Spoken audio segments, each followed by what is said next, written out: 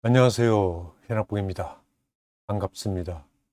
지난 60회차부터 해외건설 계약에 적용되고 있는 계약 용어들에 대해서 설명드리고 있습니다. 가급적 쉽게 설명드리려고 노력하고 있는데요. 혹시 이해하지 못하시는 부분이 있거나 제가 설명드리는 내용 이외에 알고 싶은 내용들이 있으신 분들은 아래 댓글을 통해서 알려주시기 바랍니다. 오늘이 16번째 시간입니다. 오늘은 감리자, 감리원 또는 공사 감독이라고 불리우는 그런 사람들에 대한 이야기를 해드리도록 하겠습니다. 건설계약에서 감리자 또는 감독을 지칭한 용어들은 다양합니다. PD계약 조건 같은 경우에는 엔지니어 또는 컨설턴트라고 하는 용어를 쓰고 있고요. 이 엔지니어라고 하는 용어는 시공계약에 쓰이고 있는 용어고요. 컨설턴트라고 하는 용어는 용역계약,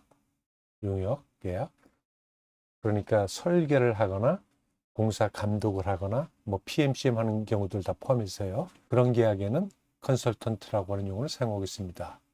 구분해 보는 거죠. 그 다음에 AIA, 이건 미국 건축가협회를 이야기하는데요. 미국 건축가협회가 만든 계약 조건이 있거든요. 그래서 그 계약 조건을 AIA 계약 조건이라고 합니다. 이 AIA 계약 조건에서는 아키텍트라고 하는 표현을 쓰고 있습니다. 그 다음에 NEC라고 하는 계약 조건에서는 프로젝트 매니저라고 하는 용어를 쓰고 있고요.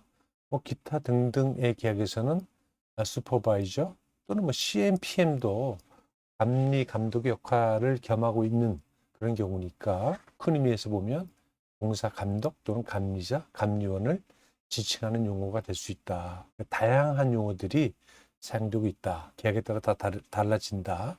이렇게 이해하시면 되겠습니다. 공사 감독 또는 감리자 감리원에 대한 역할을 알아보려 그러면 계약 당사자 관계를 먼저 파악을 해야 되는데요. 우리가 이야기하려고 하는 이 감리자, 컨설턴트가 됐건 엔지니어가 됐건 앞에서 말씀드린 여러 가지 어떤 용어를 사용하건 간에 이 감리자들은 계약의 당사자가 아니죠. 시공계약의 경우에 계약의 당사자는 발주자하고 시공자가 될 겁니다. 그러니까 이 감리자는 계약의 당사자가 아니다. 이 감리자는 누구하고 계약을 하냐면 발주자하고 계약을 하죠. 그래서 발주자하고 계약 관계에 있습니다. 그러니까 이 시공자하고 감리자하고는 계약 관계가 없어요. 그러니까 이 감리자가 이 시공자에게 이렇게 해라 저렇게 해라 이렇게 할 수 없는 거죠. 왜냐하면 계약 관계가 없기 때문에 이 감리자가 시공자에게 멋대로 지시를 하거나 명령을 할 수 없습니다. 그러면 이 감리자가 시공계획에서 역할을 하려고 그러면 어떻게 해야 되는 거냐? 발주자와 시공자 간에 그 역할에 대한 합의가 있어야 돼요. 그러니까 발주자하고 시공자가 계약을 하잖아요. 계약은 이제 계약 문서라 그랬죠. 이건 지난 시간에 말씀드렸으니까 계약 문서라고 했습니다. 이 합의를 표현하는 이 계약 문서 내에 이 감자의 역할이 들어와 줘야 된다. 그런데 이 다양한 계약 문서들 중에서 이 감자의 역할을 쓸 수 있는 계약 문서가 계약 조건이다. 그러니까 이 감자의 역할이 이 계약 조건에 명시됨으로 해서 비로소 이 감자가 발주자와 시공자 간의 계약에 끼어들 수가 있다라고 하는 겁니다. 그러니까 이 컨디션스 컨트랙트에 이 감자 역할이 없으면 그런 경우에는 누가 감자가 됐건 간에 이 감자가 시공계약에 들어올 수가 없다라고 하는 겁니다. 그러니까 이 계약 조건을 통해서 비로소 시공자에 대한 역할을 할 수 있다. 이렇게 이해를 하시면 되겠습니다. 자, 그러면 우리가 엔지니어라고 하는 제3자를 계약에 왜 넣으려 그러는 걸까? 물론 이제 엔지니어가 개입 안 되는 그런 계약도 있습니다. 대표적으로 1위 계약 조건 중에서 실버북이라고 하는 거는 엔지니어가 아예 등장하지 않아요. 그러니까 발주자와 시공자가 직접 계약 관리를 하는 그러한 경우도 있습니다. 뭐 우리나라 같은 경우도 사실은 공사감독관, 감리원, 감리자가 있긴 하지만 기본적으로는 발주자와 시공자가 직계약 관리를 하는 그런 시스템이라고 이해를 하셔도 무방합니다. 근데 우리가 이 제3자를 계약에 넣고자라고 하는 거는 뭐 여러 가지 목적과 이유가 있을 수 있겠지만 기본적으로는 계약 관리 전문가를 씀으로써 발주자와 시공자 간에 좀 더 합리적인 계약 관리를 하도록 하는 그런 역할을 기대하는 거죠. 발주자와 계약 관계에 있긴 하지만 시공자와 발주자 간의 계약 관리에 있어서는 독립적이었으면 좋겠다. 이런 것들을 기대하는 겁니다. 그래서 엔지니어를 통해서 기대할 수 있는 것은 가장 큰 것이 바로 독립성입니다. 그리고 공정성이죠. 이 독립성이나 공정성이 필요하지 않다라고 하게 되면 사실은 그것은 발주자와 시공자가 직계약 관리를 하는 것, 이것과 다름이 아니다. 그런 경우에 엔지니어가 들어온다라고 하는 것은 발주자의 보조자의 역할, 그 수준에 머무는 경우가 대부분이다. 그러니까 그런 경우를 하게 되면 발주자가 얼마나 투명하고 공정하게 계약 관리하는지 거기에 따라서 시공자의 리스크의 크기가 달라질 수 있다라고 하는 겁니다. 근데 그런 경우는 뭐 있긴 있죠. 싱가포르 같은 경우에는 발주자가 직접 계약 관리를 하지만 믿음이 있죠. 아, 싱가포르의 발주자들은 계약 관리를 공정하게 할 거야 라고 하는 그런 믿음, 뭐 그런 믿음이 있다고 하게 되면 발주자의 계약 관리를 신뢰할 수 있다고 하게 되면 굳이 엔지니어를 안 넣어도 상관이 없다. 그런데 이제 그런 경우는 찾아보기가 쉽지 않고 특히 한국 업체들이 나가는 해외 시장, 해외 국가라고 하는 것이 주로 저개발 국가, 좀 투명하지 않은 그런 국가들 나가고 있잖아요. 그래서 피딕 같은 경우에는 감리자를 계약 관리자로 내세움으로써 계약 관리가 보다 중립적으로 이루어질 수 있도록 이렇게 하자라고 하고 있는 겁니다. 그래서 피딕 계약 조건을 쓰는 경우에는 이 감리자가 거의 신적인 존재입니다. 여기 이제 몇 가지 중요한 감리자의 역할을 이렇게 여겨 봤는데요. 중요한 결정은 전부 다 감리자가 합니다.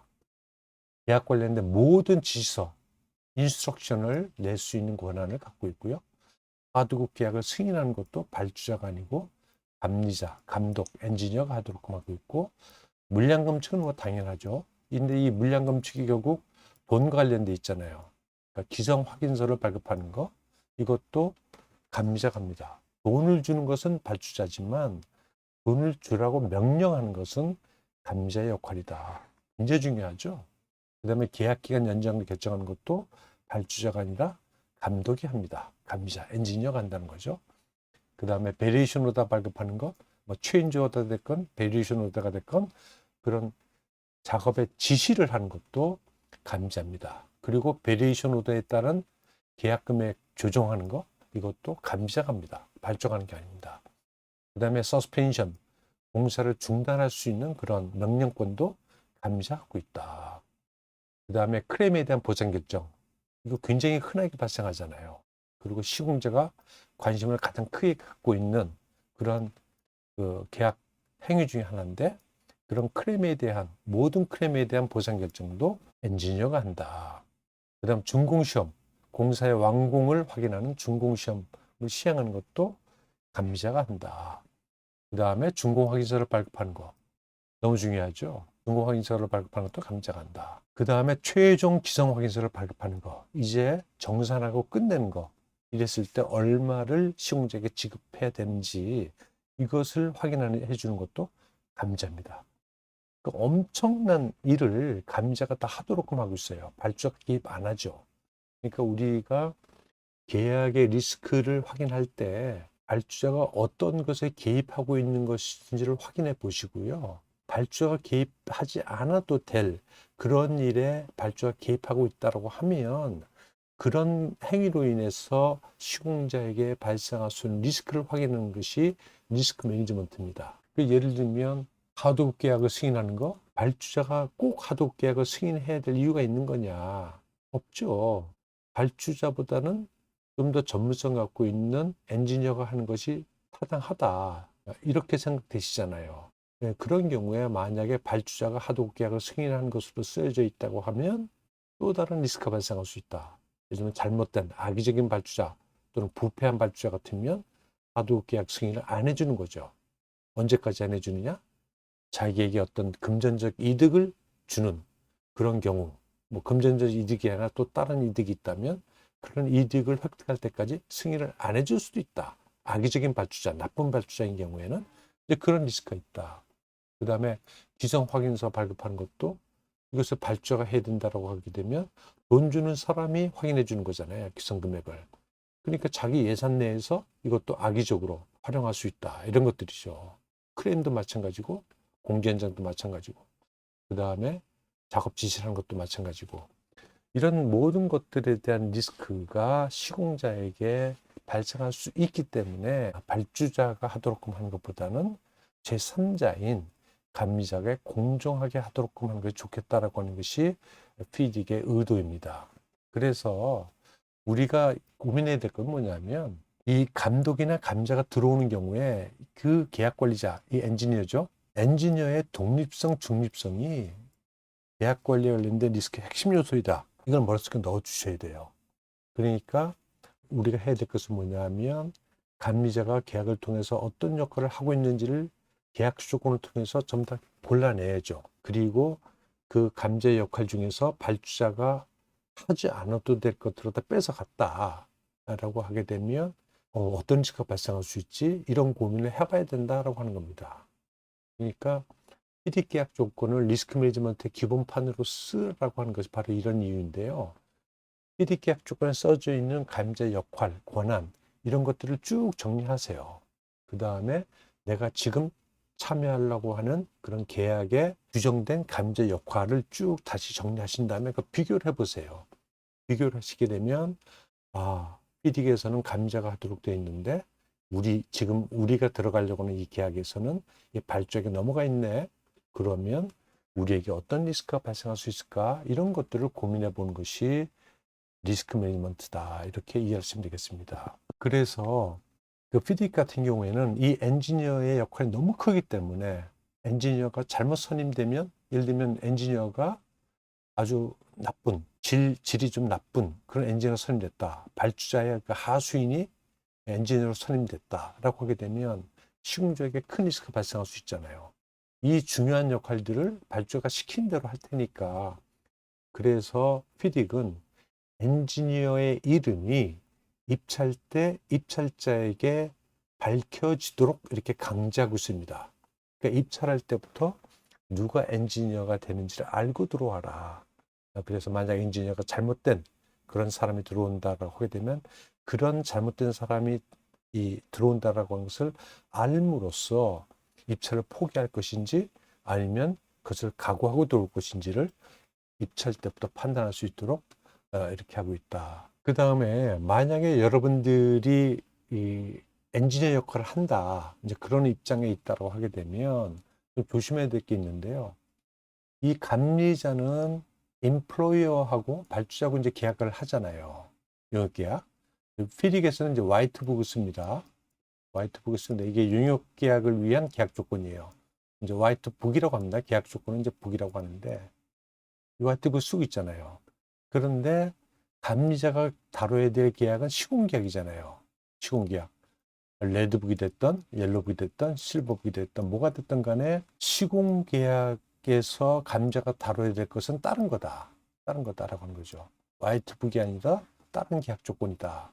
그런데 감리자의 역할이 화이트북에 써져 있는 것하고 이 시공계약에 써져 있는 것하고 서로 다르다면 이거는 감리자에게 엄청난 리스크가 결과될 수 있음을 이해해야 된다. 그러니까 화이트북에서는 이런 건 하지 마 라고 했는데 시공계약은 해 라고 써져 있다고 하게 되면 불이치가 발생하잖아요. 만약에 그런 행위를 이 시공계약에 써져 있으니까 내가 해야 돼 라고 했다. 근데 그것이 뭐 잘 되면 괜찮을 텐데 발주자가 이제 받아들일 정도? 그런데 만약 잘못됐다고 하게 되면 어떻게 되겠습니까? 발주자가 야, 내가 화이트북 너하고 계약을 통해서 그건 하지 말라 그랬잖아. 왜 했어? 이런 문제들이 발생할 수 있다라고 하는 거죠. 그래서 만약에 여러분들이 엔지니어 또는 컨설턴트의 역할을 하는 입장에 있다고 하게 되면 이 발주자하고 발주자의 계약, 화이트북에 써져 있는 그러한 역할과 그다음에 시공계약에 써져 있는 엔지니어 역할과의 상이점, 이런 것들을 찾아내시고 이 화이트북을 통해서 그것이 반영될 수 있도록 하거나 아니면 시공계약에서 역할에서 그것들을 빼내야죠. 그렇지 않게 되면 불일치로 인한 리스크가 발생할 수 있다. 이런 것들을 염두에 둬야 된다. 예, 오늘은 여기까지 하겠습니다. 감사합니다.